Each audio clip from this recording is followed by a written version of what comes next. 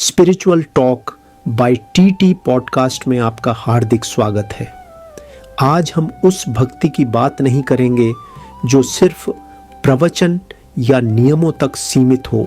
आज हम उस भक्ति को समझने की कोशिश करेंगे जो लड़कियों को शादी से पहले और शादी के बाद जीवन को समझने की दिशा देती है, जो उन्हें डिप्रेशन, एंजाइटी और मानसिक उलझनों से निकलने का रास्ता दिखाती है, आध्यात्मिक ज्ञान के माध्यम से।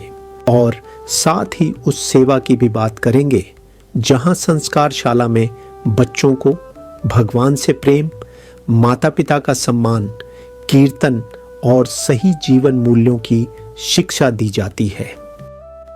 आज हमारे साथ हैं अचिंत्य रूपाणी दासी, जो इस्कॉन से जुड़कर भक्ति को केवल विचार नहीं बल्कि जीवन जीने की कला बना रही हैं। अपना सब कुछ छोड़ देते हैं, वहां पर जॉब छोड़ दी, वहां अपना घर था दिल्ली में वो छोड़ दिया, और हम दोनों लोग आ जाते हैं अपने इटावा, जहां हमारा जन्म स्थान है। ये आरोप बिल्कुल गलत है ना? कुछ ऐसे लोग हैं जो इस्कॉन से, भक्तों से, भगवान से द्वेष करते, वो ऐसा आरोप लगाते हैं। रियल में ना हम लोग हिंदू हैं, सनातनी हैं, लेकिन हमें अभी तक ये नहीं पता कि सच में भगवान कौन है। मेरा अगला प्रश्न है थोड़ा सा hard question towards the ISKCON. ISKCON पर एक आरोप लगता है कई बार कि इस्कॉन संस्थाएं जो हैं युवाओं तक, जो पढ़े लिखे युवा हैं उन तक ही अप्रोच होती है, जैसे IITian, IIM। मैं त्रिभुवन ओस्लो नॉर्वे से आपका एक बार फिर अपने channel, podcast channel spiritual talk bye TT में हार्दिक स्वागत करता हूं। और जैसा कि आपको पता है कि मैं कृष्ण भक्तों से ग्लोबली जुड़ता हूं, उनको प्लेटफॉर्म पर वो आते हैं, अपनी जर्नी शेयर करते हैं जो आपके लिए बेनिफिशियल होती है। तो आज हमारे साथ हैं अचिंत्य रूपाणी दासी जी। अचिंत्य रूपाणी दासी दी लखनऊ से, जो लखनऊ इस्कॉन से जुड़ी हुई हैं, एक भक्ति योगा प्रैक्टिशनर हैं और मोटिवेशनल स्पीकर हैं, और जिनकी बातों में शास्त्र भी है, विवेक और आज के जीवन से जुड़ी हुई स्पष्टता भी है।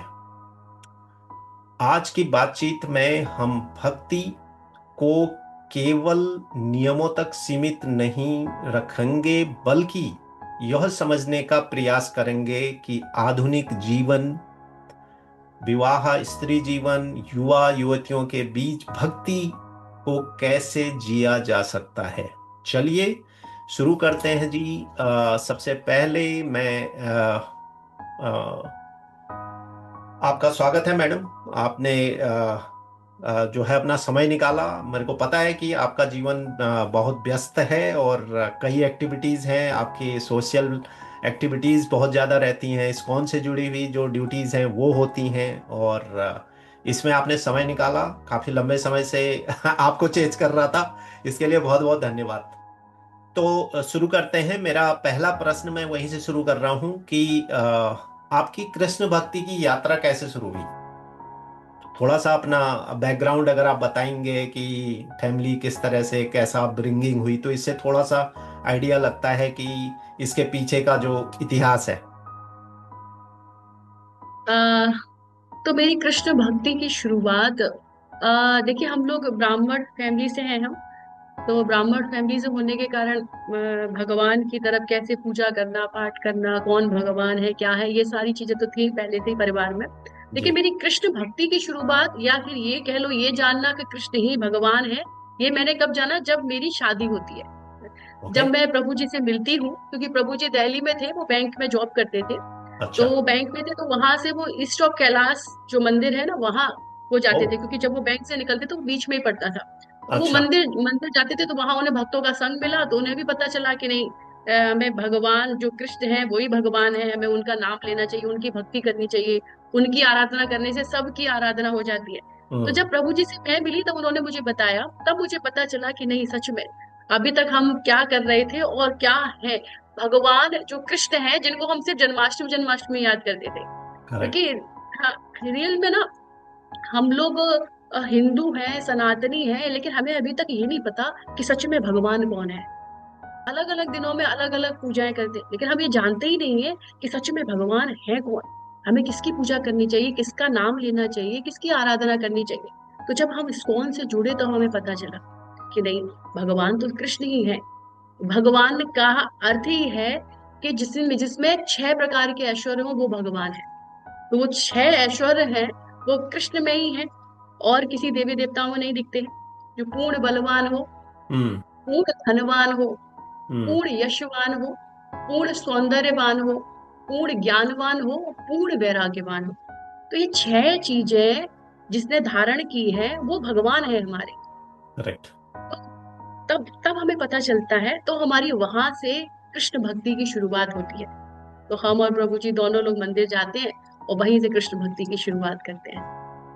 Okay, good. और आपने बहुत अच्छी बात बोली, क्योंकि हम लोग मैं भी ब्राह्मण फैमिली बिलोंग करता हूँ, तो हम लोग धार्मिक ज्यादा थे और आध्यात्मिक कम थे। तो आध्यात्मिक होना और धार्मिक होना इन दोनों में बहुत ज्यादा डिफरेंस है। तो ये हमें बहुत बाद में समझ आया, और बहुत सही बात आपने बोली कि हर दिन हर हफ्ता हमारे लिए, मतलब आज हनुमान जी की पूजा है, आज इनकी है, तो जैसे जैसे त्योहार आते हैं वैसे वैसे हमारी पूजाएं होती हैं। तो बिल्कुल सही बात है।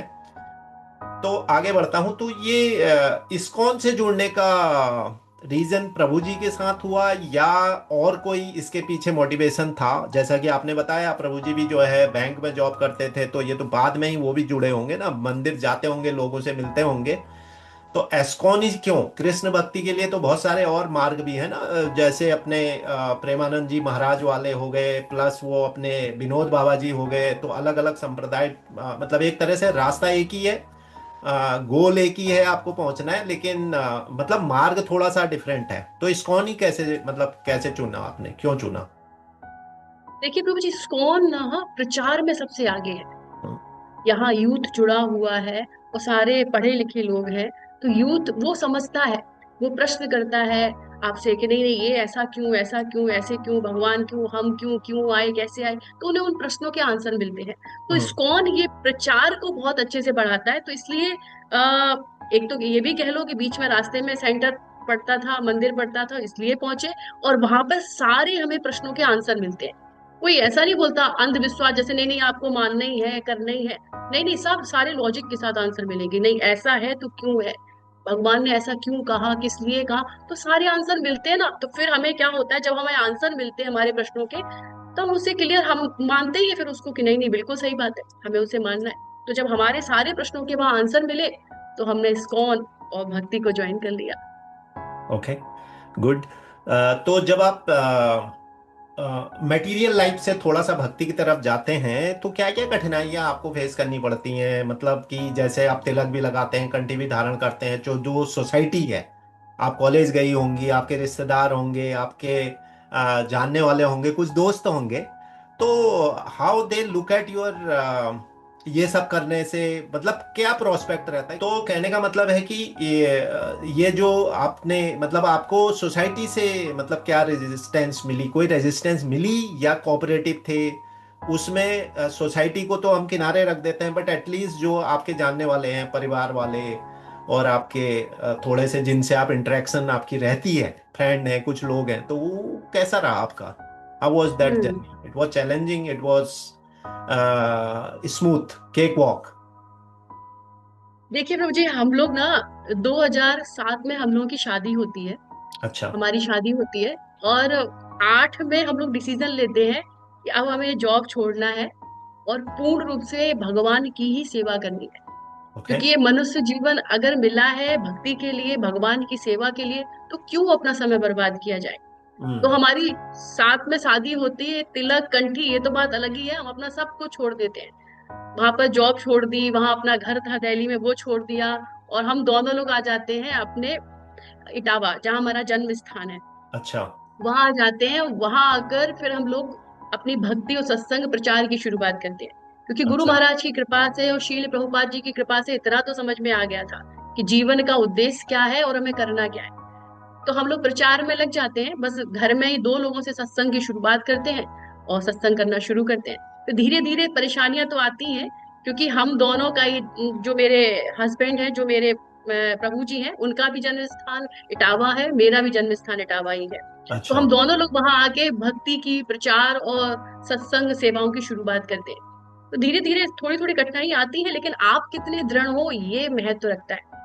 करेक्ट। लोग बोलने वाले तो बहुत कुछ बोलेंगे, लेकिन हम्म। आप कितने समर्पित हो अपने नाम के प्रति, अपने तिलक के प्रति, अपने कंठी के प्रति, अपने गुरुजनों के प्रति।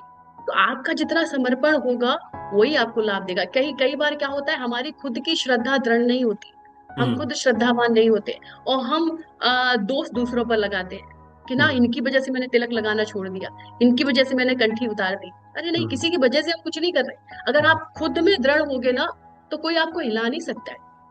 तो हम्म। हमें समझ में आ गया। तो फिर ज्यादा लोग जो बोलते भी थे, उन्होंने फिर बोलना बंद कर दिया कि नहीं नहीं भाई, ये तो मानने वाले हैं नहीं, ये तो मानेंगे नहीं। तो बस ऐसी गाड़ी चलती रही। अच्छा। तो फैमिली का कोऑपरेशन था? फैमिली मतलब नॉट इमीडिएट, बट जो थोड़ा डिस्टेंस वाले होते हैं, चाचा ताऊ और बाकी लोग, how was they like it? मतलब एक समय के बाद ग्रेजुअली दे गेट एडजस्टेड, और आपको आपका प्रोस्पेक्ट उनका चेंज हो जाता है देखने का, बट इनिशियल डेज में हाउ इट वाज? बिल्कुल सही कह रहे हैं आप। थोड़ा तो होता है, लेकिन जब आपके माता पिता, आपकी फैमिली, ये हम्म। सब आपके साथ होते हैं ना, तो धीरे धीरे सब समझने लगते हैं। हाँ, हम्म। लोगों का शुरुआत में होता है ना, भाई भाई वहां मत जाओ, उनके घर मत हम्म। जाओ, अरे हम्म। उनसे मतलब क्या रखना, अरे वो तो सिर्फ एक ही चर्चा करेंगे। क्योंकि हम लोगों ने सिर्फ, कोई आए कोई मिले कहीं हम जाए, सिर्फ एक ही चर्चा, सिर्फ कृष्ण चर्चा। तो हम्म। जैसा अपने गुरुजनों से सुना जाना, तो सिर्फ कृष्ण चर्चा। तो लोगों को रास नहीं आती थी कि अरे ये क्या हम्म। फालतू की बात है, अरे कुछ मेरी, जो हम बोल रहे दूसरों की बुराइयां सुनो, कुछ तुम बुराई करो, है ना, कुछ अच्छाइयां सुनो, मतलब ये उन्हें अच्छा लगता था। लेकिन हम लोग सिर्फ कृष्ण चर्चा करते थे, भक्ति की चर्चा, नाम की चर्चा। तो लोगों को अच्छा नहीं लगता, तो खुद धीरे धीरे सब पीछे जाने लगे, छोड़ने लगे।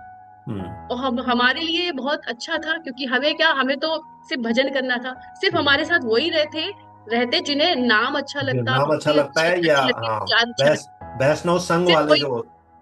हाँ, सिर्फ छट गए लोग, है ना। हम्म। जो ऐसे लोग थे वो दूर हो गए, जो अच्छे हम्म। अच्छे थे वो साथ में रह गए। गुड। तो आगे बढ़ता हूँ। थोड़ा प्रैक्टिकल क्वेश्चन है कि ये जो भक्ति है, उसको अगर हम रोजमर्रा का जो जीवन है हमारा, आप 24/7 आप पूजा पाठ करें या मंदिर जाएं या चैंटिंग करें, वो तो लाइफ में पॉसिबल नहीं है, क्योंकि आपके घर परिवार है, फैमिली है, बच्चे हैं, और बाकी सोशल रिस्पॉन्सिबिलिटीज भी हैं along with your devotion, right? तो इसको हम रोजमर्रा के जीवन में भक्ति को कैसे मतलब हम मैनेज करते हैं या मैनेज करना चाहिए? क्योंकि ये बड़ा प्रैक्टिकल क्वेश्चन है, क्योंकि अगर जो थोड़ा बहुत तो आपको अर्थ, धन, मटेरियल, ये सब की जरूरत है, राइट? उसके लिए भी आपको काम करना पड़ेगा। Then how you can make the balance? हम्म, बिल्कुल, बहुत अच्छा आंसर। कई कई बार क्या होता है कि जैसे अब मैंने अभी आपको बताया ना कि हम लोग भक्ति में आए, तो हमने क्या किया, हमने सारा कुछ छोड़ दिया।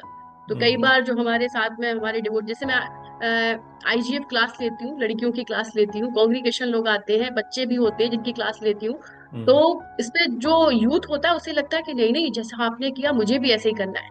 भक्ति में आ गए तो मुझे क्या करना है, मुझे भी कुछ नहीं करना, मैं भी जॉब छोड़ रहा हूँ, है ना, मैं भी ऐसे कर रहा हूँ। तो मैं कहती हूँ नहीं नहीं, अगर आपका परिवार है, बच्चे हैं, जिम्मेदारियां हैं, तो आपको कुछ छोड़ना नहीं है। हम्म। जीवन में भगवान और भक्ति को जोड़ना है। तो हम्म। प्रभुपाद जी ने हमें कुछ छोड़ने के लिए नहीं बताया, तो हम उनको मना करते हैं। तो आपकी जो सारी चीजें हैं, जो आपकी दिनचर्या है, जो आपका कर्तव्य है, ये भगवान ने आपको दिए हैं, उनका अच्छे से पालन करना है। लेकिन हम्म। भगवान का नाम लेते हुए, भगवान की चर्चा करते हुए।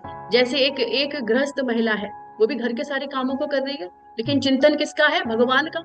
ये सोच हम्म। रही है ये घर हमें किसने दिया, भगवान ने दिया। आज हम इसकी साफ सफाई कर रहे हैं, जो भी कर रहे हैं, तो हम भगवान का ही घर साफ कर रहे हैं, भगवान का ही मंदिर साफ कर रहे हैं। आज हम किचन में कुछ बना रहे हैं, तो ठाकुर जी के लिए बना रहे हैं, क्योंकि जो बनाएंगे वो ठाकुर जी को ऑफर करेंगे।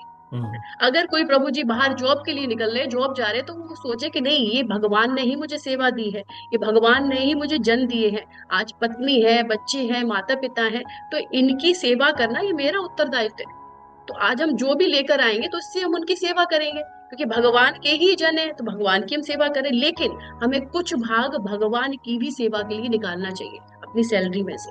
हम्म। तो ऐसे करके जब हमारे चिंतन में, हमारे केंद्र में हमेशा भगवान होंगे ना, तो वो सारा भक्ति ही कहलाएगा। भगवान यही बता रहे हैं कि सतत मेरा चिंतन करो। भगवान कभी ये नहीं बोलते कि सारे कर्तव्यों को छोड़ दो। करेक्ट। छोड़ने के लिए भगवान कुछ नहीं बोल रहे। भगवान कह रहे हैं कि सतत मेरा चिंतन करो, जहां हो, जैसी परिस्थिति में हो, जैसी अवस्था में हो, वहां रह के मेरा चिंतन करो। हम्म। बिल्कुल। तो बिल्कुल यही है, और गीता में भी यही कहा गया है, क्योंकि पूरे गीता अगर आप देखोगे तो वो तो अर्जुन को मोटिवेट करते हुए ही कृष्ण का निकला ना पूरा, कि आप जो है आपकी ये धर्म की ड्यूटीज हैं जो आपको करनी चाहिए, उनको हर तरह से उन्होंने मोटिवेट करा, मानसिक तौर पे, शारीरिक तौर पे, और जो भी उनके सामने समस्याएं थी उनको। वही हमारा भगवद गीता का सार है। तो आगे बढ़ता हूं मैं आपसे question, not any other reason but इस विमेन से रिलेटेड इसलिए पूछ रहा हूं क्योंकि आप प्रैक्टिकली उनका जवाब दे सकती हैं। तो अगला मेरा प्रश्न भी उसी से रिलेटेड है कि जो आधुनिक जो लेडीज हैं, विमेन्स हैं, वो अपने कैरियर का balance with the career, family and spirituality, तो व्हाट इज द इनर, मैं कहूंगा कॉन्फ्लिक्ट कई बार होता है, राइट, अपने आंतरिक द्वंद्व होता है कि वो क्या चीज आप ऑब्जर्व करती हैं, because you are a social personality, you are meeting with the people, you are talking with the different category people, तो आपको क्या मिलता है कि क्या कॉन्फ्लिक्ट होता है, how difficult it is to manage it, क्योंकि आपके साथ परिस्थितियां बिल्कुल अलग थी, प्रभु जी भी आपके धर्म भक्ति, तो आपको तो एक माहौल मिल गया ना, घर से सपोर्ट मिल गई, बट हर एक स्त्री के साथ ये नहीं हो सकता ना। कि अगर घर में 5-6 सदस्य हैं, तो सबकी यात्राएं अलग अलग हैं। करेक्ट। सब अलग अलग आए हैं, वो अलग अलग जाएंगे, है ना। सबका अलग अलग पथ है। तो हमें ये देखना है कि हमें क्या करना है। अगर हमें समझ में आ गया कि मनुष्य जीवन का उद्देश्य है भगवान की भक्ति करना, प्रत्येक जीव का कर्तव्य है भगवान की सेवा करना, तो हम्म। हमें समझ में आ गया, तो हम अपने आचरण में लेकर आए। हम प्रयास करें वैसे, हम बाकी और 5 लोगों को ना देखें घर में कि नहीं नहीं ये तो कर ही नहीं रहे, ये तो वैसे ही नहीं रहा। नहीं नहीं, हम क्या कर सकते हैं, हमें वो करना है। फिर आप अपना आचरण अच्छा रखिए, अपना व्यवहार ऐसा कीजिए, जो 5 है ना वो भी आपको देखेंगे, अरे अरे ये इससे हो क्या गया, अभी तक तो ऐसी नहीं थी या ऐसा नहीं था। अब से ये क्या होगा, जब से ये माला जपने लगा और जब से ये मंदिर जाने लगा, जब से कृष्ण भक्ति की, तब से तो बिल्कुल बहुत अच्छा हो गया। ना ही तो अब क्रोध करता है ना, ना ही बात बात पे तर्क आर्गुमेंट होते हैं, कहीं कुछ नहीं होता, बिल्कुल शांत हो जाता है, मान लेता है हाँ मेरी गलती है, हाँ मुझसे हो गया। तो कितना अच्छा, क्या है इस नाम में, क्या है इस भक्ति में। हम ऐसे दूसरों को बदल सकते हैं। तो हम्म। हमें खुद को देखना है, हमें अपने आप को देखना है कि हम कहाँ गलत हैं, हम कैसे कर सकते हैं।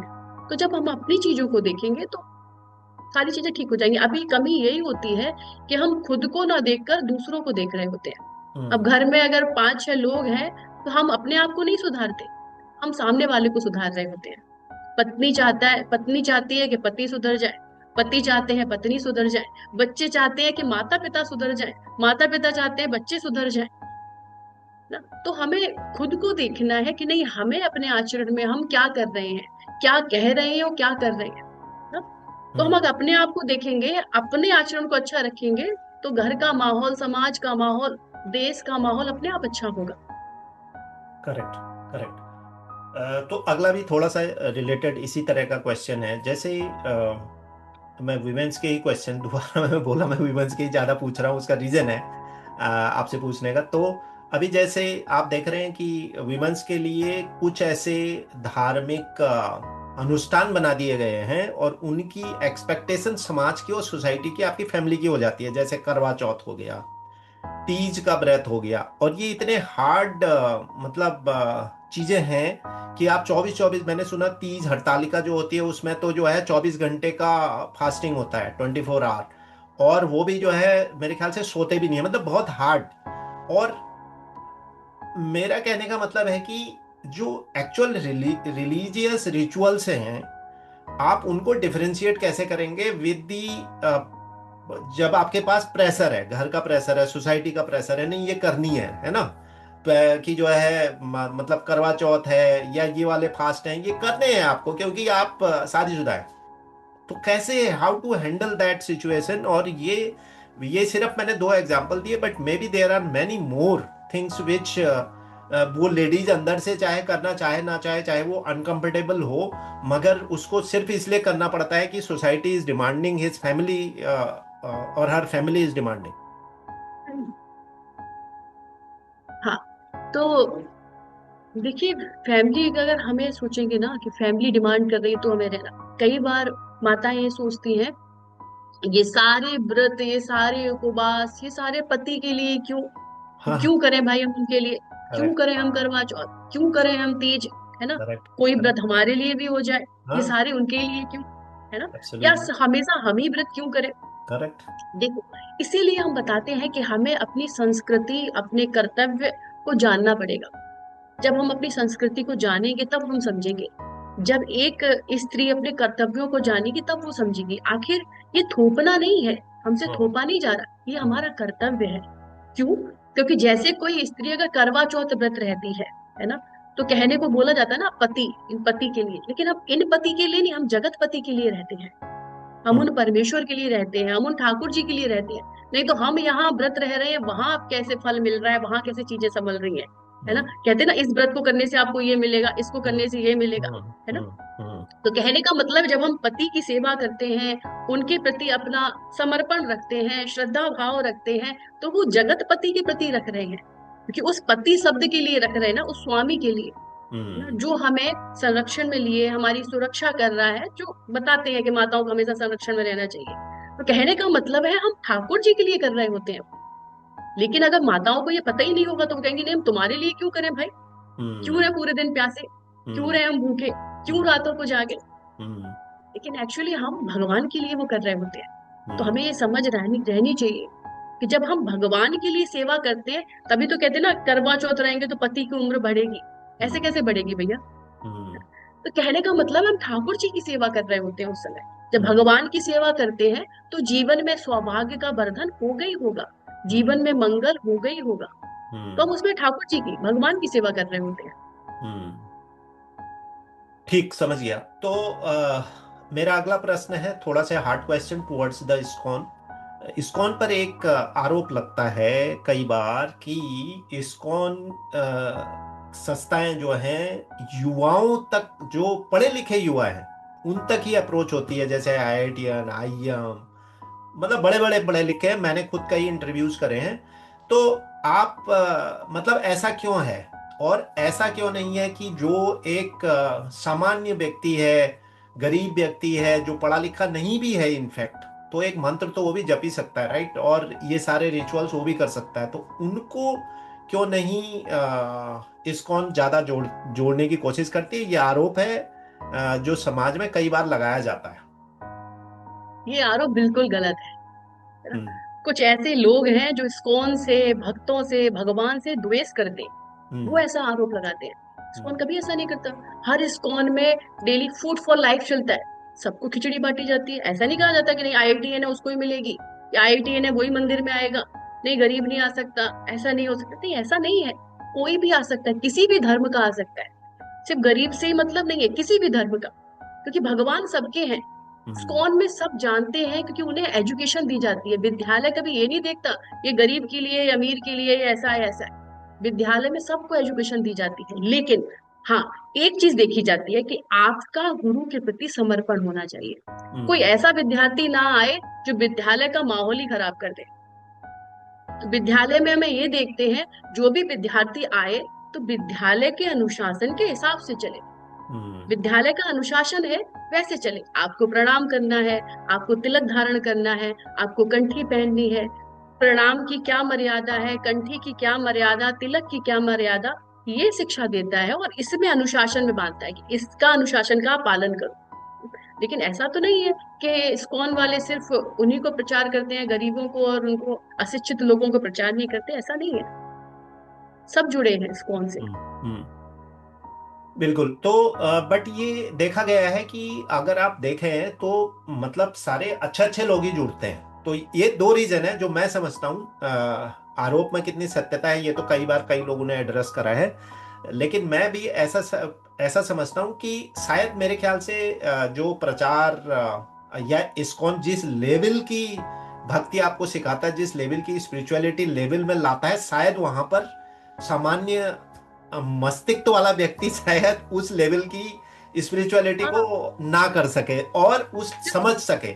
और ये आईआईटीएन है, आईएम वाले हैं, अच्छे पढ़े लिखे लोग हैं, तो उनका दिमाग तो है ना, उनका ब्रेन काम करता है, तो वो उस लेवल की बिल्कुल चीजें समझते हैं, तो शायद इसलिए वो लोग जुड़ते होंगे, ऐसा मैं समझता हूँ। दैट्स हाउ आई बिल्कुल। फील। देखिए अभी आप यहाँ पे देखिए, भगवान ने गीता का उपदेश अर्जुन को ही क्यों दिया, हाँ, दुर्योधन को क्यों नहीं?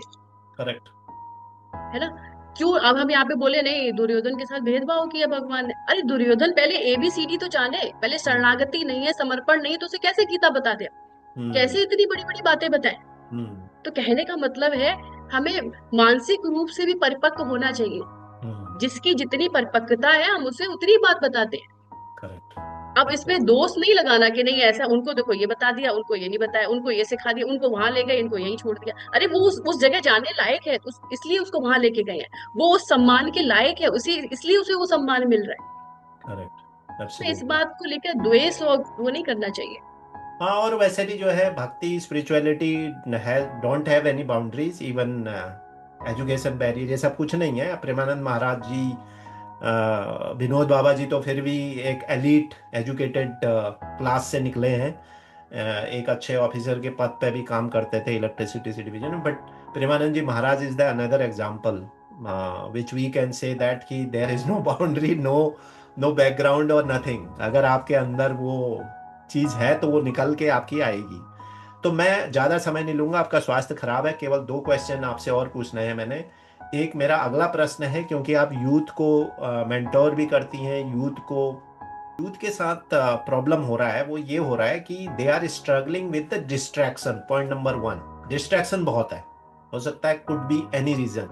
दूसरा, आइडेंटिटी कंफ्यूजन है बहुत बड़ा, कि देख के वो ऐसा कर रहा है, ये कर रहा है, अपना तो आपको नहीं पता है कि आपको क्या करना है, but you are just attracted towards the others journey, है ना वो। दूसरा जो है validation, validation when I am saying कि उनको ये लगता है वो हर चीज को, मतलब जैसे कि अगर आप सोशल मीडिया पर भी हैं, बट आप ये वैलिडेट करवाना चाहते हैं कि नहीं यू आर परफेक्ट। तो ये जो परफेक्टनेस की वैलिडेशन है सोसाइटी में, what is the real root cause for this distraction to today's youth, जिससे बहुत सारी समस्याएं फिर जुड़ती हैं, जैसे आपका स्ट्रेस है, एंजाइटी है। और आजकल तो आप देख रहे हो कि 30 साल के नीचे नीचे लोगों को हार्ट अटैक हो रहे हैं, they are getting into it, suicide commit कर रहे हैं, बहुत सारी चीजें हैं जो है। और मेरे ख्याल से अगर यूथ अगर स्पिरिचुअलिटी को सही से समझे और प्रैक्टिस करे, तो I think these all things can be resolve. तो आप कैसे इसको देखते हैं इस समस्या को, और how do you want to address this? कि इस समस्या का कारण ही है कि हम अपने आप को जान ही नहीं रहे, हम अपने आप को समझ नहीं रहे आखिर हम कौन है। देखिए हम्म। हम भगवान के हैं, हम भगवान के अंश हैं। तो हमारा सर्वप्रथम कर्तव्य है, पहला कर्तव्य है भगवान की सेवा करना।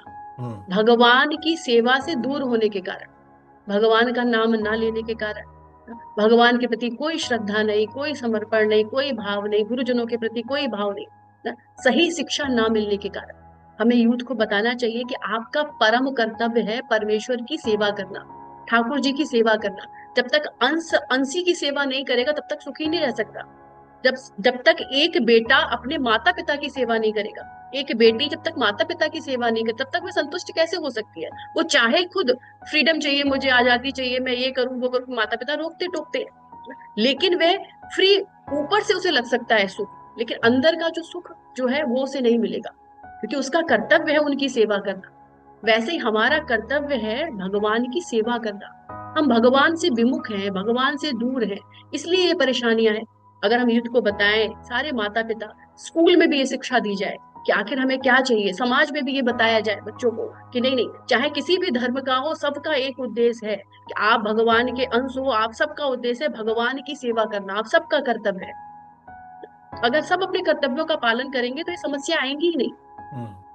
बिल्कुल।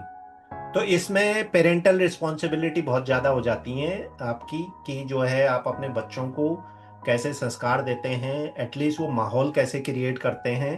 आप मॉडर्न रहते हुए भी भक्ति कर सकते हैं। मैंने अभी रिसेंटली एक पॉडकास्ट किया था, इससे पिछला वाला, she is a air hostess, she is also the Brahmin family from UP Kanpur. तो उन्होंने ये बात बताई, तो उनसे मुझे ये चीज़ समझने को आई कि भाई ऐसे फास्ट प्रोफेशन में जहाँ आप काम कर रही हैं, जहाँ पे डिमांड इज एवरीथिंग डिफरेंट, जो आपके स्पिरिचुअलिटी को कैसे करती हैं, तो देन उन्होंने काफ़ी अच्छी बातें उसमें बताई हैं, ये सारी चीज़ें निकल के आई। तो बिल्कुल, तो parental role is important, that's what I think हाँ, यू आर आल्सो इंडिकेटिंग कि पेरेंटल लेकिन रिस्पॉन्स। सबसे बड़ी दुखद बात यह है ना कि माता पिता को ही नहीं पता। हाँ, दैट माता इज द पिता खुद प्रॉब्लम। भी नहीं जान रहे ना कि हमारा सच में मेरा कर्तव्य क्या है। करेक्ट।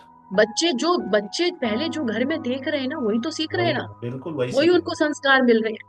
तो हाँ। सबसे पहले माता पिता को समझाना कि नहीं नहीं, अगर चाहते, कई बार क्या होता है, हम अपने बुढ़ापे को सुरक्षित करना चाहते हैं, भविष्य की चिंता करते हैं, है ना। तो हम्म। सबसे पहले मेरा बुढ़ापा, मेरा भविष्य, ये हमारे बच्चे हैं। हाँ, तो एब्सोल्युटली। मुझे ये देखना है कि इन्हें अच्छे संस्कार देना, लेकिन सिर्फ मुख से बोल के नहीं, करेक्ट। आचरण से दिखा के। क्योंकि एब्सोल्युटली। बच्चे वो सीखते हैं जो आप करते हो। करेक्ट। आप जो कर रहे हो हम बच्चे कुछ भी वही उसको फॉलो करते हैं। हाँ, हम कुछ भी बोलते रहे मुख से, हाँ। बच्चे वो नहीं सुनते। हाँ। उन्हें फिर क्या लगता है, अच्छा ऐसा बोला जाता है, पर हाँ। किया ऐसा जाता है। करेक्ट। तो बचपन से ऐसी चीजें देख रहे हो तो इतनी गहरी छाप पड़ जाती है ना। फिर हम्म। आप उन्हें बताने समझाने की कोशिश करते हो, उनकी समझ में नहीं आता। हम्म। तो बिल्कुल। इसीलिए हमें शुरू से खुद को बदलना है, पहले अपने आचरण पे ध्यान देना है। करेक्ट। हम सही होंगे तो तो बच्चे बच्चे सही अपने आप होंगे। सही होंगे। कई बार हम क्लास में बताते हैं। आज ही कुछ बच्चे आए थे, उनको मैं यही बता रही थी। मैंने कहा कई बार क्या होता है ना, हम लोगों में दोषों को देखते हैं कि हम्म। तुम गलत हो, तुम गलत हो, तुम में हम्म। ये, तुम में ये, आज तुम ऐसे ना होते तो मैं ऐसा ना करता। नहीं हम्म। नहीं, कोई गलत नहीं है। हम्म। गलत है तो हम गलत हैं। अच्छा, हम्म। ये बताओ, अगर हम में परेशानी ना होके, हम में समस्या ना होके दूसरों में होती, तो भगवान अर्जुन को ये बता रहे होते। हाँ। भगवान हमें बताते कि नहीं नहीं, हमें माला जप करनी है, नाम लेना है, किसके लिए, ये सुधर जाए। करेक्ट। भगवान ने नाम जप क्यों बताया?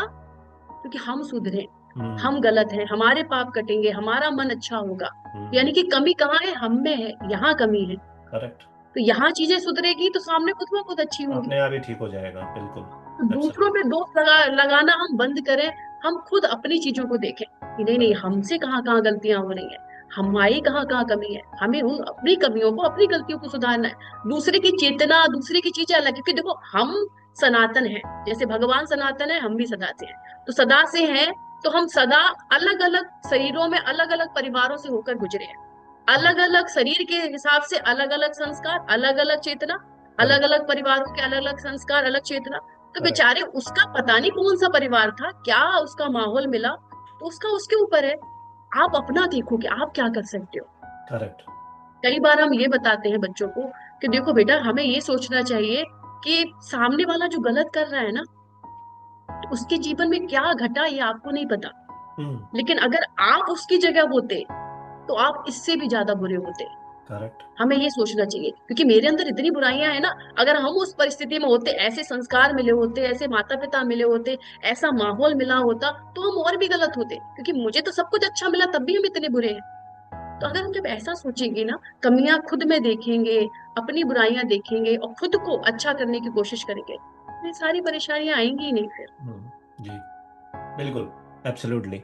मेरा लास्ट प्रश्न है आपसे, जो कृष्ण महामंत्र से रिलेटेड है। वो ये है कि कृष्ण महामंत्र का थोड़ा सा आप अर्थ बता दें। मतलब अर्थ से मेरा मतलब है कि दो प्रश्न इससे जोड़ देता हूँ वैसे, कि मंत्र का जाप आप केवल एक, जैसे कि कई बार द्वंद्व होता है भक्तों में कि वो राधा का जाप करें या वो कृष्ण मंत्र का जाप करें। हालांकि मैं ये मानता हूं कि दोनों एक ही है, दोनों एक ही है, उनका स्वरूप अलग अलग था बट थे तो एक ही। तो ये द्वंद्व होता है। तो ये हरे कृष्णा महामंत्र जो है, हरे कृष्णा कृष्णा कृष्णा हरे हरे, हरे राम राम राम हरे हरे, एक तो मुझे इसका अर्थ समझना है जो आप सबसे अच्छा प्रेडिक्ट कर सकते हैं। और दूसरा, अगर इस तरह का द्वंद्व हो तो उसको कैसे हैंडल करना चाहिए। बहुत अच्छा प्रश्न है आपका। क्योंकि आज का ये प्रश्न ही है। लोगों को लगता है कि आज ही कुछ माताएं पूछ रही थी, हम, मैं तो राधा नाम जपती हूँ तो मुझे क्या करना हम्म। चाहिए। करेक्ट। देखो, भगवान के तीन नाम है। हम्म। एक गौड़ नाम, एक मुख्य नाम और एक माधुर्य नाम। गौड़ नाम वो है जो सृष्टि की रचना के बाद मिले, जैसे परमात्मा, परमेश्वर, ये सब गौड़ नाम है। दूसरा है मुख्य नाम। मुख्य नाम वो है जब भगवान ने जो लीलाएं की तो लीला पर भगवान को वो नाम मिले। जैसे माखन चोरी की तो माखन चोर, गायों को चराते हैं तो गोपाल, ऐसे करके भगवान को नाम मिले। ये है हमारे मुख्य नाम। और तीसरा है हमारे माधुर्य नाम। माधुर्य नाम जो है वह भगवान का जो नाम है वही नाम है। तो हमारे चैतन्य महाप्रभु जो स्वयं राधा कृष्ण के युगल अवतार है, वो आए तो उन्होंने हमें कौन सा मंत्र दिया? हरे कृष्ण महामंत्र। वो राधा राधा भी बोल सकते थे कि नहीं सबको राधा राधा जपना, क्यों इतना बड़ा सा मंत्र बोला जाए? राधा राधा राधा राधा बोलते रहे। लेकिन उन्होंने क्या दिया हमें कलयुग के लिए? कलयुग केवल नाम आधारा, सुमिर सुमिर नर उतर ही पारा। तो कौन सा मंत्र? हरे कृष्ण महामंत्र, ये उन्होंने दिया। क्योंकि जब हम माधुर्य नाम का जप करते हैं तो हमें कृष्ण प्रेम की प्राप्ति होती है। जब हम गौड़ नामों का जप करते हैं तब हमें मोक्ष मिलता है। तो हमें चाहिए क्या? प्रेम। क्योंकि भगवान जो हमसे प्रेम करते हैं हम उनसे बिल्कुल प्रेम नहीं करते, तो वही प्रेम हमें उनसे करना है। तो इसीलिए हमें हरे कृष्ण महामंत्र का नाम का जप करना चाहिए, जिसमें राधा और कृष्ण दोनों है। हरे है श्रीमती राधा रानी, कृष्ण कृष्ण। तो कहने का मतलब है अब उन लोगों के लिए ये आसान है कि आप एक मंत्र जप रहे हैं, उसी से आपका काम हो जाएगा, दोनों उसी में है। हरे जैसा आपने बताया, मैंने भी यही रीड करा है कई जगह। हरे का मतलब राधा से है, और बाकी का दूसरा जो तो है ही कृष्ण, तो नाम ही है उसमें, तो मतलब आपको दोनों ही एक मंत्र के अंदर मिल रहे हैं। तो बहुत अच्छा लगा आपसे बात करके, अचिंत्य रूपाणी दासी जी, बहुत अच्छा लगा और बड़ी अच्छी अच्छी बातें आपने शेयर करी हैं। और व्यूअर्स, आज की बातचीत हमें यह याद दिलाती है कि भक्ति केवल परंपरा नहीं है, विवेक, करुणा और आंतरिक स्वतंत्रता का मार्ग है भक्ति। यदि ये चर्चा आपको अच्छी लगी है और आपके मन को छुआ इसने, तो आप इसे साझा करें, और ऐसे किसी भी प्रश्न को आपको आगे कुछ जानने की इच्छा है तो आप पूछें, तो मैं माता जी को भेज दिया करूंगा और माता जी उनका जवाब दे दिया करेंगी। तो इसी के साथ इस पॉडकास्ट को खत्म करते हैं। आपका बहुत बहुत धन्यवाद माता जी। राधे राधे, हरे कृष्णा। और बहुत अच्छा लगा आपसे बात करके। आपकी रील्स को मैं काफी टाइम से देखता हूँ, अभी भी देखता रहूंगा, बट आपसे बात करके भी आज अच्छा लगा। ठीक है, हरे कृष्णा, धन्यवाद। हरे कृष्ण।